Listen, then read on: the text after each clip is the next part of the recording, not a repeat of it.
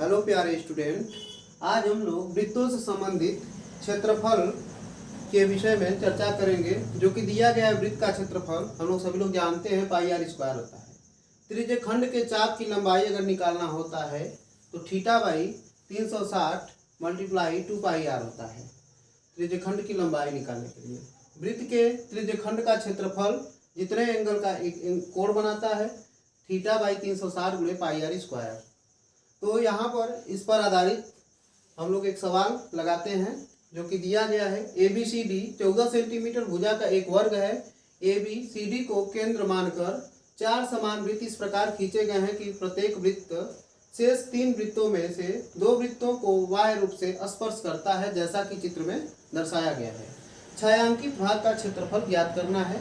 ये जो छायांकित भाग का क्षेत्रफल, तो हम लोग सभी लोग जानते हैं इतने ही भाग का हम लोग क्या करना है, क्षेत्रफल निकालना है।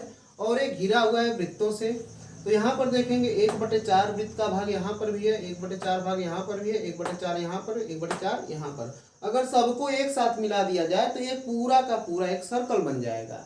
तो पूरा सर्कल का अगर हम लोग निकालने क्षेत्रफल और इस पूरे वर्ग का क्षेत्रफल निकाल करके वर्ग के क्षेत्रफल में से पूरे सर्कल का अगर क्षेत्रफल घटा लें तो यह हमारा जो छायांकित भाग है इसका क्षेत्रफल प्राप्त हो जाएगा। तो चलिए निकालते हैं। इसको हम लोग ए बी सी डी नाम दे देते हैं, ए बी सी डी। तो वर्ग ए बी सी डी का क्षेत्रफल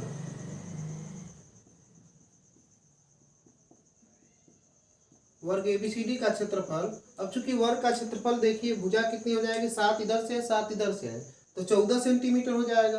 तो 14 का स्क्वायर हो जाएगा। तो 14 का स्क्वायर कितना होता है, 4 चौको 16 को 6, 4 दूना 8, 1 9 और 296। तो 14 का वर्ग कितना आ गया, 196। तो 14 का वर्ग कितना आ जाएगा, 196। अब ध्यान देंगे, अब वृत्त के बारे में चर्चा करते हैं। तो 1/4 ए बन रहा है, 1/4 ए, 1/4 ए और 1/4 ए। तो पूरा अगर ले लिया जाए 1/4 का तो पूरा एक वृत्त बन जाएगा। तो एक वृत्त का क्षेत्रफल निकाल लेंगे। अतः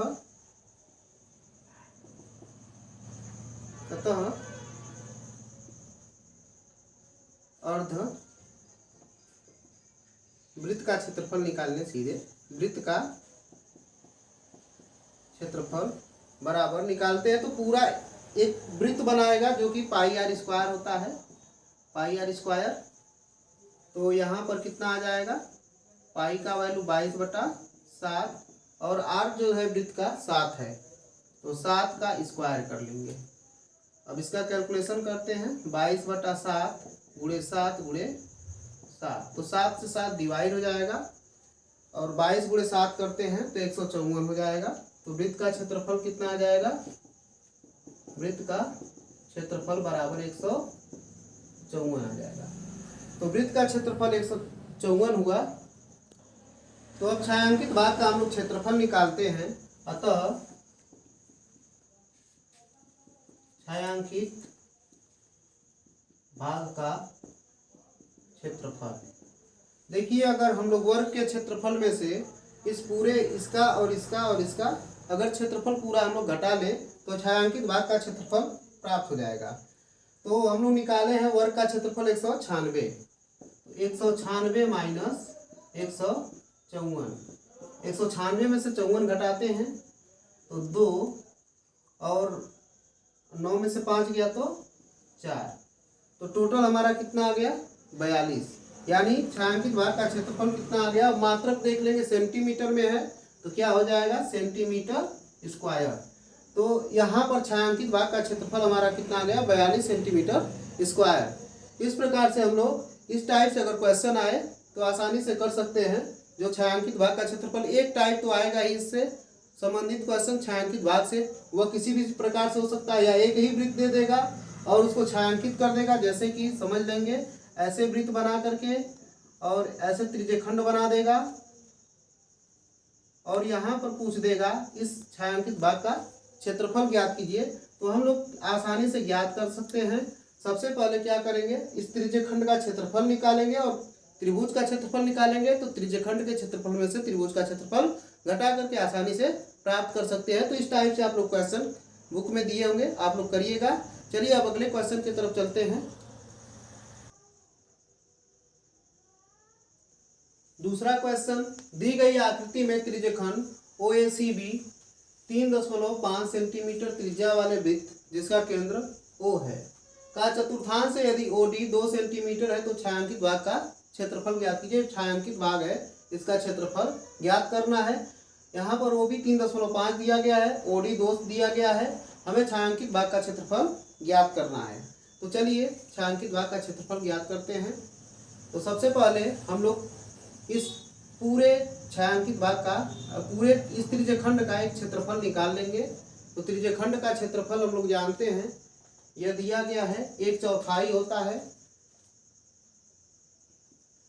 1/4 पाई r स्क्वायर त्रिज्यखंड का क्षेत्रफल।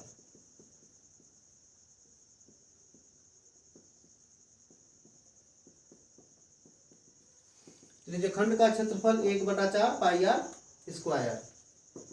1/4 पाई का वैल्यू 22/7 और r का वैल्यू 2 है तो 3.5 ये त्रिज्या बनाएगा 3.5 का स्क्वायर।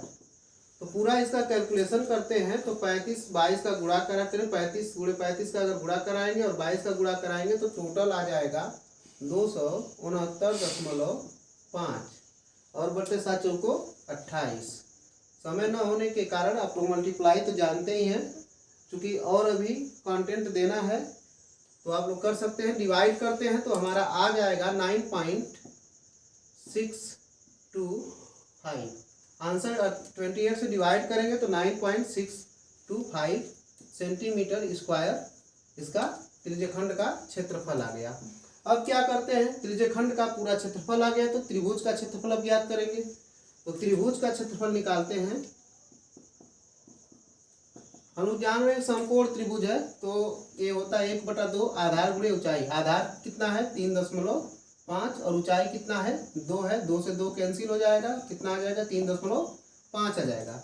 तो त्रिभुज का क्षेत्रफल 3.5। अब हमें क्या करना है, छायांकित भाग का क्षेत्रफल ज्ञात करना है। इसलिए छायांकित भाग का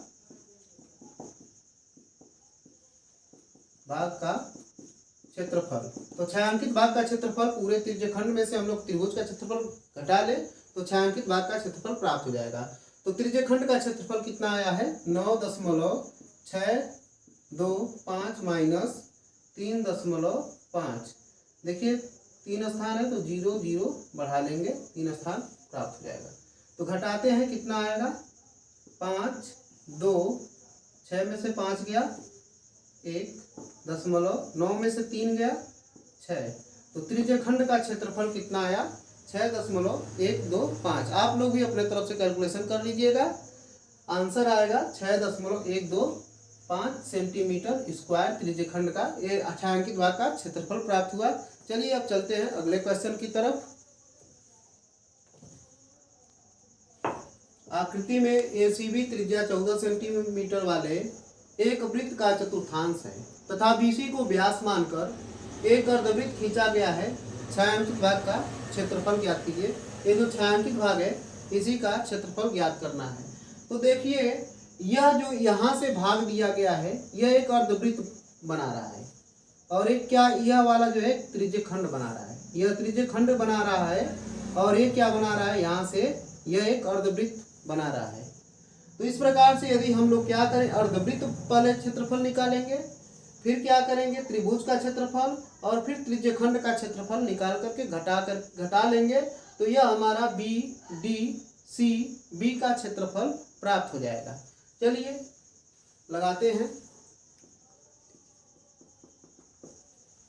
तो सबसे पहले त्रिभुज का निकाल लेना आसानी है। तो त्रिभुज का क्षेत्रफल, त्रिभुज ACB का क्षेत्रफल, ACB का क्षेत्रफल। तो देखिए समकोण त्रिभुज है तो लोग जानते हैं आधार गुणे ऊंचाई होता है 1/2। आधार कितना है 14 है और ऊंचाई भी कितनी है 14 है।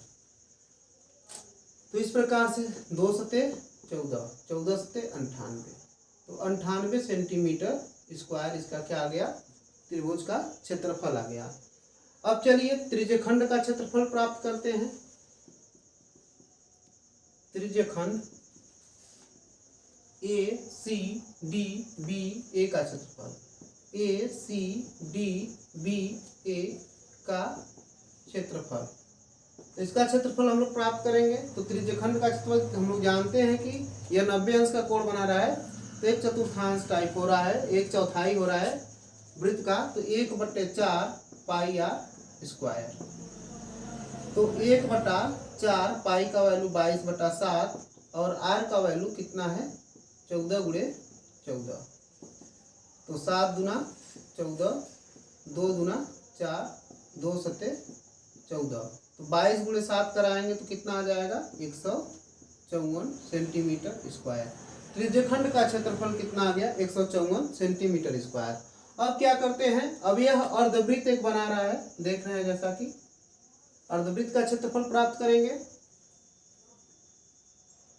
अर्धवृत्त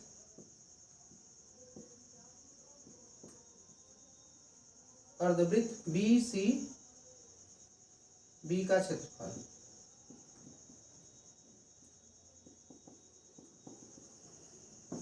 अर्धवृत्त का क्षेत्रफल हम लोग जानते हैं 1/2 पाई आर स्क्वायर, 1/2 22/7 और आर, देखिए इसका आर प्राप्त करना होगा।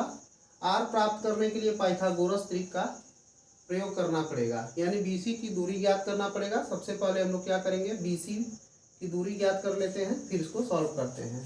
तो यहाँ से देखेंगे बीसी इक्वल टू निकालेंगे, करड़ी में कितना हो जाएगा 14 का स्क्वायर गुणे 14 का स्क्वायर, कर्ण है चूंकि, तो BC इक्वल टू प्राप्त हो जाएगा 14 और 14 2 हैं, तो 2 बाहर हो जाएगा, करड़ी में 14 कितना प्राप्त हो गया 2 करड़ी में 14, यानी इसका जो पूरा डिस्टेंस आ गया BC का 2 करड़ी में 14।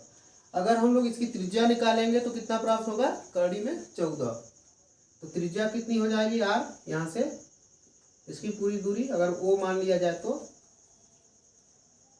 करड़ी में 14 का स्क्वायर, 1/2 × 22/7 × 14, रूट का अगर स्क्वायर करेंगे तो रूट हट जाएगा, 7 दूना 14, 2 से 2 कैंसिल, तो कितना आ गया 22 आ गया। तो अर्धवृत्त BCB का क्षेत्रफल कितना आ गया 22। तो चलिए अब छायांकित भाग का क्षेत्रफल निकालते हैं। अतः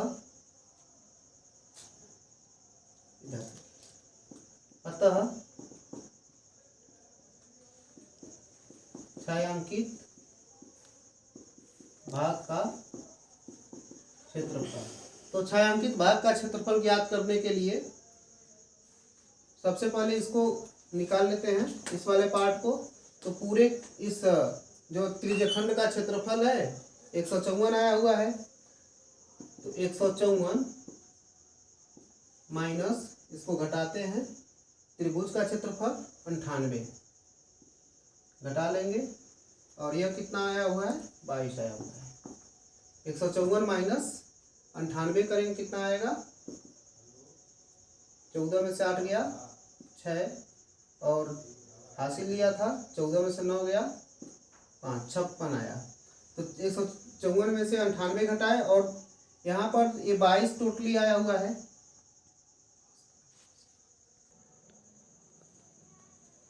इसमें हाँ देखिए यहाँ पर कुछ मिस्टेक दिख रहा है, यह 14 का स्क्वायर गुणे 14 का स्क्वायर है, तो 14 बाहर निकलेगा, करड़ी में 2 रहेगा, 14 करड़ी में 2। तो अर्धवृत्त का जो ये BCB का क्षेत्रफल है ये भी रंग हुआ होगा, यहाँ पर हम लोग थोड़ा कर लेते हैं। 1/2 22/7, यहाँ पर कितना हो जाएगा 14 करड़ी में 2 का स्क्वायर। अब चूंकि 14 करड़ी में 2 यहाँ पर आया हुआ है, 14 करड़ी में 2 है तो पूरा व्यास आया हुआ है, त्रिज्या ज्ञात करेंगे तो कितना हो जाएगा 7 करड़ी में 2 हो जाएगा, कितना आ जाएगा 7 करड़ी में 2 का स्क्वायर। अब इसको थोड़ा सा हम लोग सही कर लेते हैं, तो 7 का स्क्वायर होगा, तो 7 गुणे ये कटा हुआ हटा लेते हैं 1/2, 7 गुणे यह स्क्वायर होगा, 7 एक बार और लिख लेंगे, गुणे 2 हो जाएगा। तो 7 से 7 क्या होगा, कैंसिल हो जाएगा, 2 से 2 कैंसिल हो जाएगा, 22 गुणे 7 यहाँ पर गुणा कराएगा 154 हो जाएगा। तो 154 सेंटीमीटर स्क्वायर। तो अर्धवृत्त एसीबी का क्षेत्रफल कितना आ गया, 154 सेंटीमीटर स्क्वायर आ गया। अब हमें क्या करना है, छायांकित भाग का क्षेत्रफल ज्ञात करना है। तो यहाँ पर अर्धवृत्त का क्षेत्रफल दिया गया है और यहाँ पर क्या करेंगे, त्रिज्यखंड के क्षेत्रफल जो दिए गए हैं 154 दिया गया है, त्रिज्यखंड के क्षेत्रफल में से क्या करेंगे, यह त्रिभुज का क्षेत्रफल घटा लेंगे, यह घटा लिया गया और इसमें से क्या करेंगे 154 जो हमारा अर्धवृत्त है, अर्धवृत्त के क्षेत्रफल में से घटा लेंगे तो ए वाला पार्ट जो होगा हमारा प्राप्त हो जाएगा। तो यहाँ पर 154 माइनस 154 में से 98 घटाएंगे तो 14 में से 8 गया तो 6 और 15 यानी कि हासिल दे दिया था, 14 हो गया, 14 में से 9 गया तो 5, 56 हो गया। 154 में से पुनः 56 घटाते हैं तो कितना प्राप्त हो जाएगा, 14 में से 6 गया तो 8 और फिर 14 में से 5 गया तो 9, 98 आ जाएगा सेंटीमीटर स्क्वायर। छायांकित भाग का क्षेत्रफल कितना प्राप्त हो गया, 98 सेंटीमीटर स्क्वायर। तो आशा करता हूँ आप लोगों के समझ में आ गया होगा। पुनः एक बार रिकॉल मैं करा दे रहा हूँ। सबसे पहले हम लोग क्या करेंगे, त्रिभुज एसीबी का क्षेत्रफल ज्ञात कर लेंगे। तो त्रिभुज एसीबी का क्षेत्रफल निकालेंगे तो देख रहे हैं समकोण त्रिभुज बन रहा है। तो समकोण त्रिभुज होने के नाते कितना हो जाएगा, आधार गुणे ऊंचाई वाले फार्मूले पर हम लोग लगा लेंगे तो 98 प्राप्त हो जाएगा। फिर क्या करेंगे, त्रिज्यखंड ये पूरा बन रहा है, ये त्रिज्यखंड जो बन रहा है इस त्रिज्यखंड का क्षेत्रफल निकालेंगे तो 154 सेंटीमीटर स्क्वायर आ जाएगा। अब यहाँ पर देखिए अर्धवृत्त ये दिया गया है, बीसी से खींचा गया अर्धवृत्त है। तो अर्धवृत्त का क्षेत्रफल हम लोग निकालेंगे तो कितना आएगा, 154 सेंटीमीटर स्क्वायर प्राप्त होगा। अब क्या करेंगे, हमें छायांकित भाग का क्षेत्रफल ज्ञात करना है। तो इस वाले पार्ट का जो क्षेत्रफल हम निकाले हैं 154 में से 98 घटाएंगे 56 प्राप्त होगा। अब क्या करेंगे, 154 में से पूरा इसका 154 आया है, 154 में से इस वाले पार्ट को घटा लेंगे, 56 को घटा लेंगे तो 98 प्राप्त हो जाएगा। आई होप आप लोगों को समझ में आया होगा।